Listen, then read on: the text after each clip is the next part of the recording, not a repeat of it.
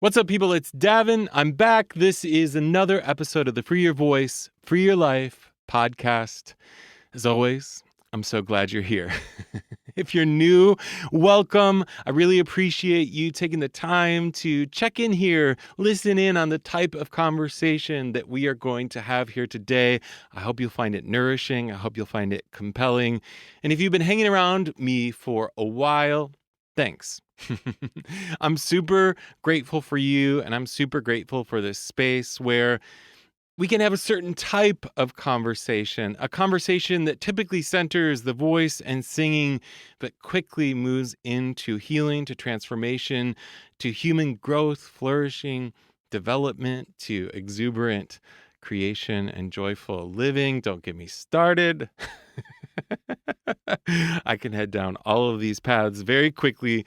But today, this episode is maybe going to point more specifically in one direction, and I'll tell you more about that in just a minute. But before I do, I just want to acknowledge the fact that it has been a minute since I dropped a podcast episode, and that's simply because I've been out in the world singing. I've been out in the world making music, trying to make things happen, and it's been a joy. It's been a delight.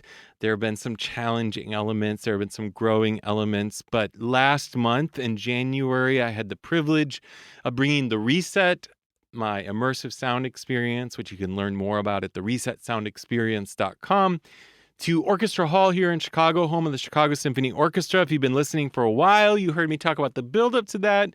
This is the second year in a row I've gotten to do that, and I'm so grateful to say that it went swimmingly. It was super awesome. We sold a great number of tickets. We had beautiful faces in the audience, and because I had the experience of having done this before, I felt more in my body. I felt like I was able to really show up and connect with the sound and the music in the way that I wanted to. And I got really positive feedback. I heard from people that it was a moving experience for them. The space is iconic.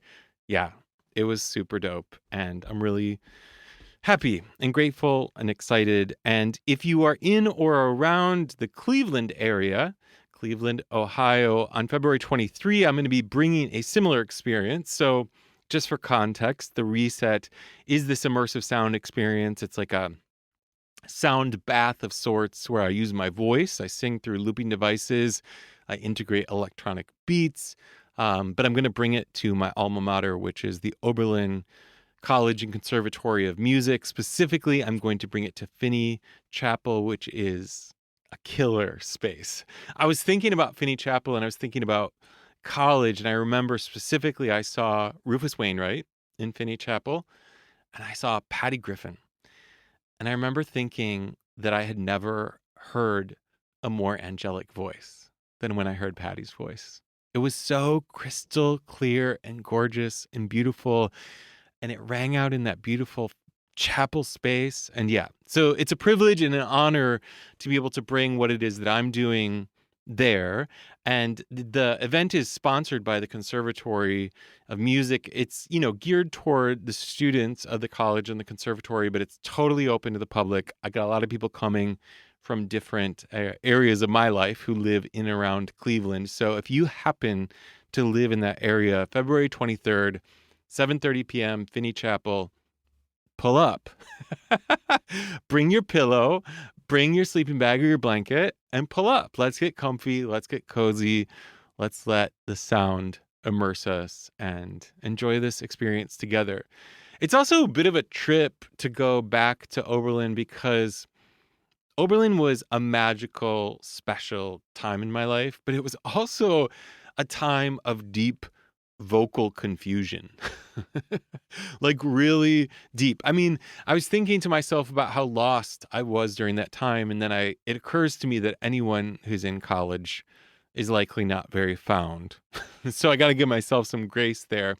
But it's really taken me 20 years to be able to say that I could go back in a way that feels authentic and true and me. And now at age 42, I'm bringing my voice back in its most fully realized form. In a way, I'm singing to my younger self who was struggling at that point in time to find myself, to be honest, to be authentic, to be free. And so it's a trip. I'm excited. It's going to be cool. Yeah, you know the drill. Show up if you're able. Okay, this episode of the podcast is going to signify a little permission slip that I've written myself.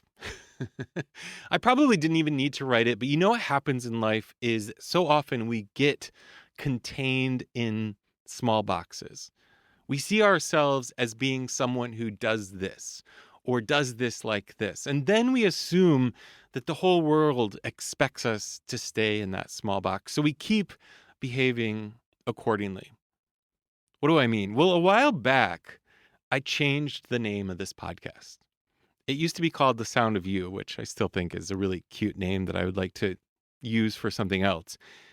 But I changed it to Free Your Voice, Free Your Life because I really wanted to be explicit in naming that the work that I was doing wasn't just about the voice, but it was about the possibility of transformation through the medium that is singing and the human voice. And that's felt so good and so aligned. But it occurred to me recently that so much of my coaching work, while it centers the voice, and while people find their way to me through the voice, so much of my coaching work is really about change and transformation, holistic change and transformation. And the way that this emerges is that many of my sessions involve little singing. Now, it really depends on where someone is in their journey and where it is that they're wanting to go. But it's not uncommon for a session to be sort of an hour of talking through difficult moments in our lives, through the prospect of change, through pointing one down a different path creatively. It ends up being sort of a life coaching session. And I have to say, I love that. It's really exciting to me. Now, my zone of genius is certainly the voice and singing. It's the thing I've dedicated so much of my time, energy, and I don't know, just focus toward. But what really, really would excite me in working with anyone most is not just that they sang better, but they felt more free, that they felt like they were liberated from the small box that they've kept themselves in. So I'm writing myself a permission slip today to drop an episode here that isn't so centered on the voice. In fact, what I want to talk to you about today is the anatomy of change. Because a commonality between everyone that I work with and a real essential component around the work that I do when it's most successful is when my expertise meets someone at this moment when they are ready to facilitate real change in their lives. When they're ready to flip the script, when they're ready to pull the trigger, when they're tired of doing things the way that they've been doing them, when they want desperately to see a new future and live fully into it. And so I just want to talk to you about, what does that mean? What does that look like? What might it mean for you? The question is, are you ready for change? So often we seek a class, coaching, an experience because we want to find our way into something different. But depending on where we are in our own personal growth, healing, and transformation journeys, where we are on our spiritual path, we may be more or less ready for that change. But I've noticed within myself and my own experience, but particularly within the clients that I've worked with, that there's sort of an anatomy of change. Typically that begins with something that feels like it starts to awaken within. Often this is a calling that starts subtly or a bubbling up, a voice that you've been ignoring for a long time, but it seems like it's getting louder. It seems like it keeps popping up, that when you're not distracting yourself with your phone or you're not involved in some activity, that you can't help but think about, I wish my life looked like this, or I'm ready to try to do this, or I want to be able to do this, or. And we get expert at ignoring this, but for some people, for some reason, there are times where that starts to really bubble up within. To me, this is awakening. It's always symptomatic of some spiritual awakening. Sometimes it's triggered by loss, maybe an illness, the death of a loved one, the end of a relationship, losing your job. Other times, you can't quite put your finger on what was the moment when things shifted. The sun just shone on you in a certain way that day, and you knew that you couldn't live how you were living prior anymore. But this voice, this knowing, this part of you starts to bubble up within. And while it has elements of excitement, it ultimately causes some level of discomfort without. This knowing within seems incongruent with the way in which you're living your life without. This knowing within seems like it's in opposition to your job. This knowing within seems like it's in opposition to your relationship. This knowing within seems like it's in opposition to your friendships or the location that you live or the amount of money that you make or you name it. All of the things that we desire to be different. And so there's this tension that emerges. Things get really itchy. It's difficult to reconcile this feeling, this desire, this want, this knowing with the ways in which it doesn't align with your life as you can see it. The external you doesn't seem to match the internal you.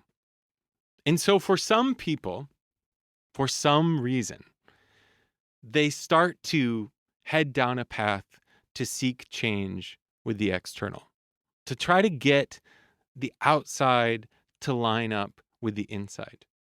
Now, this isn't everyone. It really isn't. In fact, I would say that the people that really pursue this path, they're the minority. Most folks, and I say this without judgment, I say it just sort of as an observation, but most folks are quite comfortable suppressing that voice within.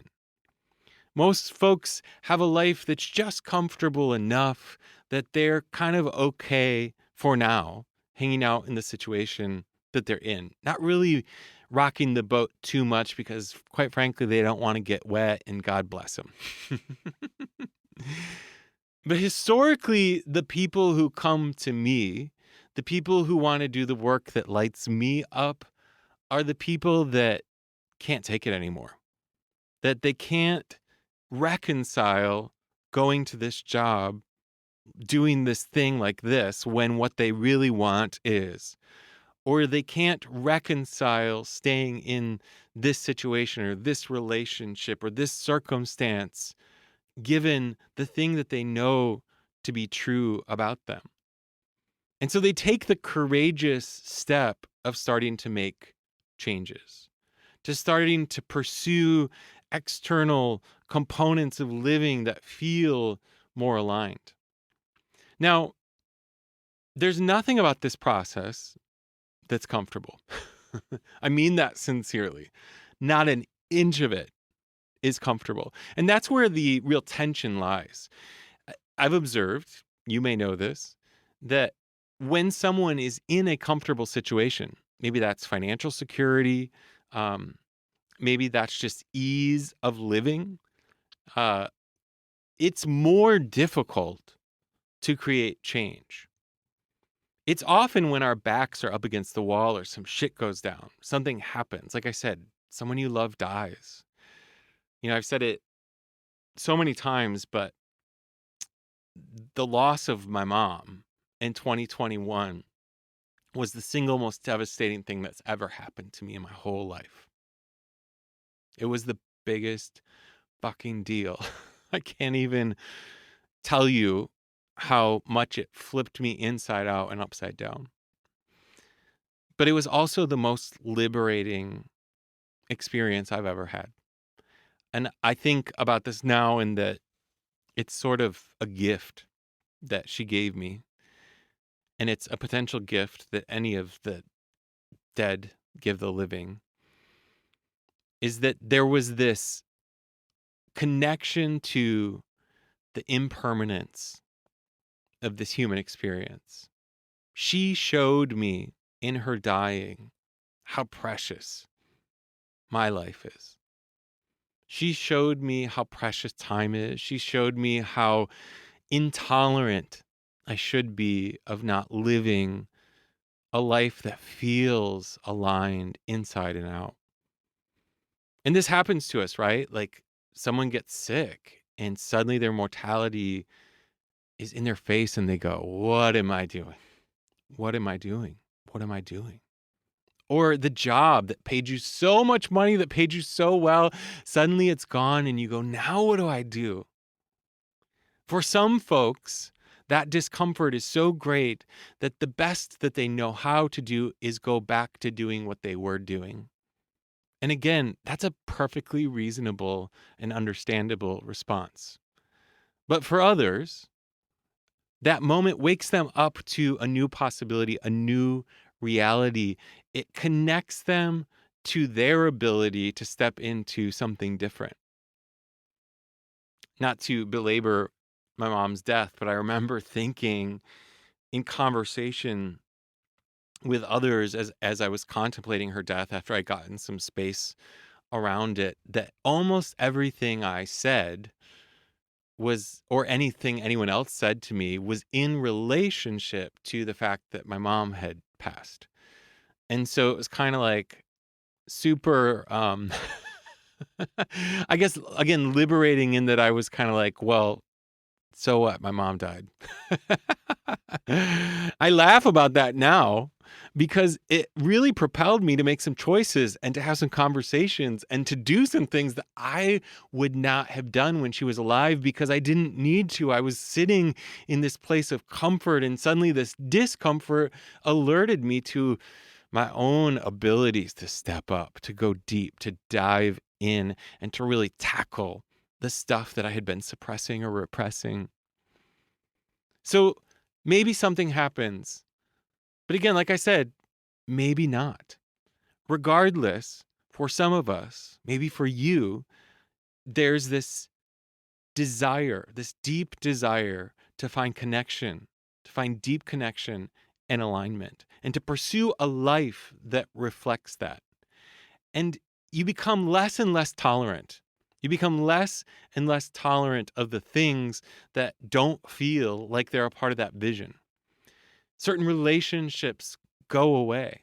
Certain commitments you end up saying no to, you can no longer do. Certain habits or ways of being, or even down to what you eat or drink, suddenly it's just too much. You're intolerant, you can't take it. And what I've observed so many times, and I know this too within my own body, my own spirit, and my own experience, is that this is a super itchy time. It's a super discombobulating time. It is a dark night of the soul. When you really, really start to pursue your aligned path, you will feel so lost.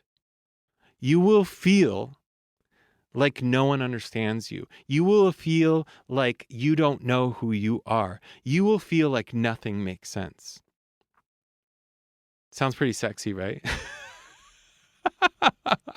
I'm really selling this, but it's true. Like I said to you, nothing about this is going to be comfortable.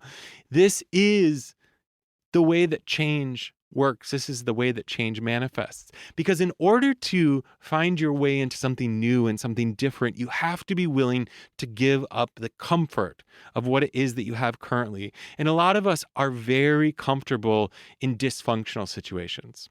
We are very comfortable in relationships that don't treat us with respect and dignity. We are very comfortable in jobs that don't allow us to feel like we can shine forth, and jobs that take advantage of us. We are very comfortable pursuing stuff that makes us feel mediocre.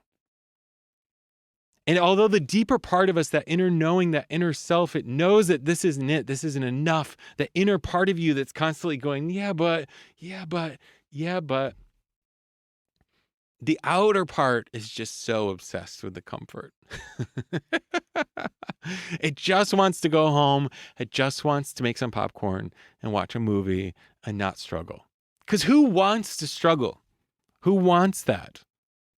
Well, maybe you will if you start to understand that the struggle is where the growth happens. That the anatomy of change is about connecting this inner voice with the outer lived experience in a way that at first feels really itchy and uncomfortable and strange and weird and confusing, and you feel like you don't know who you are, and you don't know what you're supposed to do, and you don't know what you're supposed to go and what you're supposed to be. You don't know who your friends are. You don't know how to relate to your family. You feel isolated. You feel lost. You feel lonely, but you have to keep doing it. You have to keep doing it. It's a courageous act because it's the thing that you have to do. It's saying yes to the thing that you have to do. Change is courageous. Embarking upon change mindfully, intentionally is courageous. But it also, when you're doing it, it doesn't feel like courage. It feels like exactly what you had to do next. You know, whenever they interview someone who's rescued someone else, they say, and I say they, let's imagine a newscast where someone is being interviewed who rescued someone from a burning building, and they say, how did you drum up the courage to do that? People always reflect, I just had to. I had to. It was the next thing to do. How could I let that person stay in there? This is the type of experience and feeling that you will have when you're ready for change. It's the next thing you have to do. You can't keep living like this. Now, if you're not ready for change, you won't do it. You'll stay exactly where you are. You'll keep doing the things that you're doing, and there's nothing wrong with that. It's not wrong. It's where you're ready to be right now.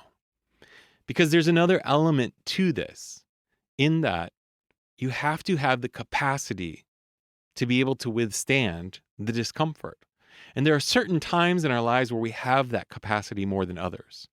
There are certain situations like sickness, loss, etc., that will alert us, whether we want it or not, to our capacity.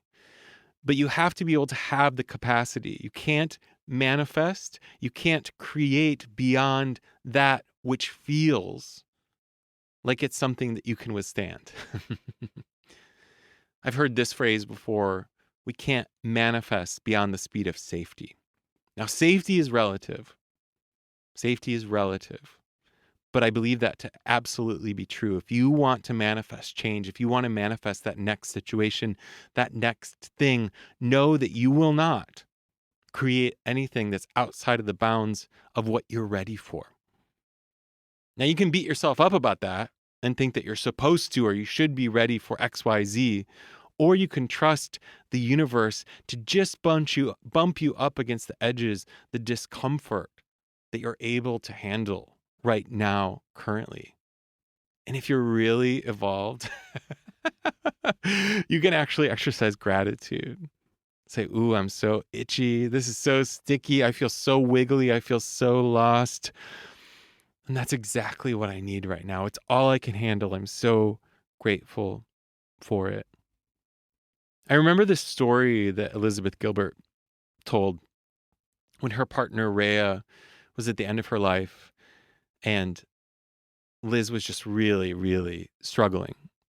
She tells, the specifics of what they were dealing with cancer treatment and so forth. But she tells a story of being in New York and stepping outside and just feeling so fed up with God in this situation and shouting to the sky, what else you got? What else you got? Give it all to me. If you're going to give me this, give me everything. Don't hold back. Let me feel it all. Come on. Almost like challenging the divine. And I always think about that story because I think about the courage that it actually takes to pray a prayer like that, But that is the prayer that we all pray when we're willing to step into the next phase, the next chapter of our lives. We might not be so bold with it, but it's really what we're inviting at that sort of tipping point moment. And the beauty is that the more significant and severe the struggle is, the more great the possibility for change is. So you might not like to be where you are. You might not like to feel isolated. You might not like to question where your income is going to come from. You might not like to have to leave this community. You might not have to set that boundary with your family. But know that when you do, you're enriching, you're making greater your capacity. You're learning so much more about yourself. You're understanding more deeply how it is that you're able to show up. And it is with that greater capacity that you are going to be able to step into joy and happiness and playfulness and curiosity and grace and compassion as you move into this next phase of your life, into this next chapter. I love chapters. I love seasons. In the spirit of Taylor Swift, I love eras.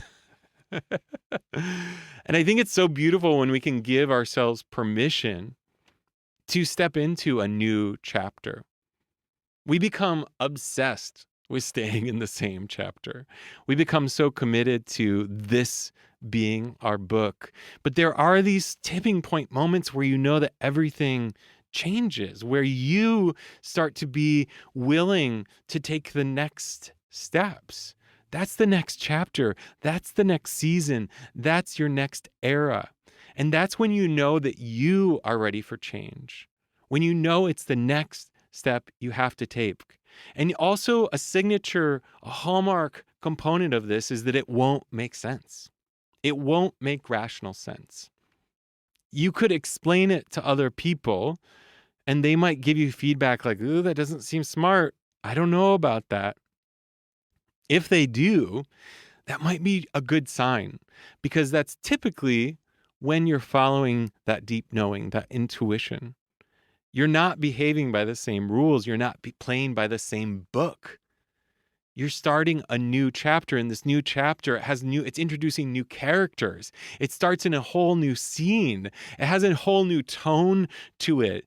Sure, you're still the main character of the book, but you're moving into something new and it's totally unexpected. It is not what anyone expected to happen next, but it's what you know has to happen next. It's what you can't help but move into. Is this resonating with you? Do you feel this? Do you recognize this in your own life? If you've gone through this in the past, one of the things that you'll know is the only reason I'm able to get on this microphone and say to you, well, this is going to be hard, this is going to be uncomfortable, is because I've been through it and because it doesn't last. It's not like that forever. Your relationship to the whole thing changes and you start to relate to it in a way that allows you to accept that as part of this season, as part of this chapter. But you know there are other chapters upcoming. That grief of making a shift, of moving, of ending a relationship, that sadness involving loss or feeling lost, the actual experience of the dying of your ego, killing off that old version of you that no longer works in this current situation. Those experiences are all very real, but how you relate to it will change. You have to feel it, to know it, to get through it, to decide, to reclaim agency in your relationship to it. The biggest moments, the biggest shifts in my life, the most significant moments of change were undoubtedly dark nights of the soul.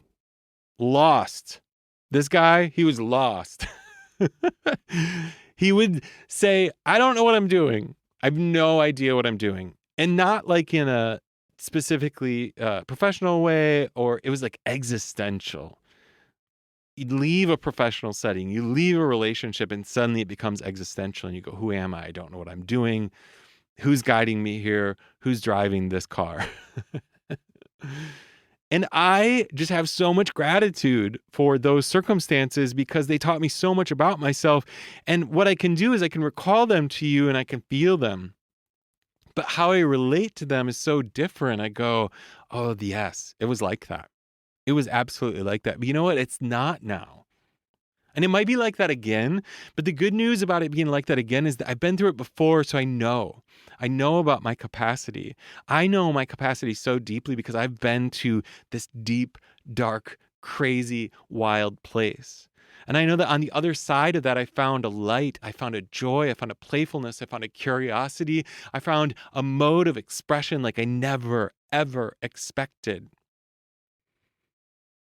The final piece here that I want to share with you about this anatomy of change, about whether you're ready to change, is that I can promise you that when you take these steps, what you will find and discover will be better than what you imagined beforehand. See, you think that you need to make this change to get to XYZ point. You think that you need to end up in this job or with this in your bank account or with this type of relationship.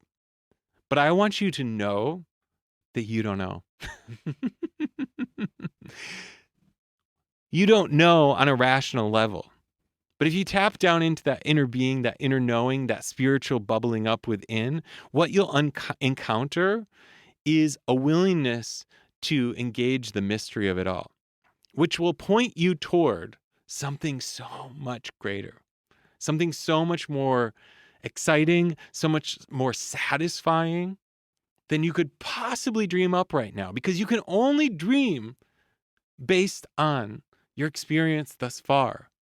You have to step into not knowing. You have to step in beyond your dreams because there's something so much greater for you. And when you can do that, everything is a delight. Everything is a mysterious joy. And you go, I didn't expect this. I had an idea, but it wasn't as good as this. It wasn't allowing me to be the me that's showing up right now. This me, this is so exciting. This is thrilling. I love being this me. And if I'm this me now, where am I going to be next? Where am I going? See, the thing that I've also observed too is these first moments, especially in adulthood, around taking these radical steps toward change. The people that are willing to step outside the box, to play by different rules, to be radical, to shift, to move, to change the game. I think it's hardest at first. But then you start to embrace the path. And so how you relate to it moving forward really gets better. It actually becomes a lot easier. You start to look at life like one big bottle of change agent that you're pouring all over everything all the time, and you're drinking and you're consuming. But yeah, it starts to just be how it is that you are, how it is that you live, how it is that you move, how it is that you breathe, how it is that you sing, how it is that you create, how it is that you make, how it is that you relate to others. You just embrace the process because it was all change, always to begin with. We just used to try to convince ourselves that we had to stay, but we never did.